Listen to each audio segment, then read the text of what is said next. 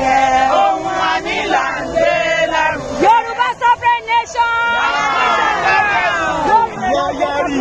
Everyone on recognition now. Yorùbá sovereign nation.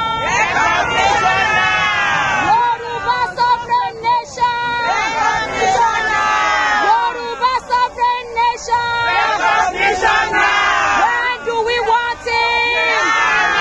When do we want it? When do we want it? Àwọn Oòduà ti dé o. Àwọn Oòduà ti dé o. Àwọn Oòduà ti dé o. Now we will sing our anthem from beginning. Our anthem from beginning. Iṣẹ́ wà fúnlẹ̀ wa.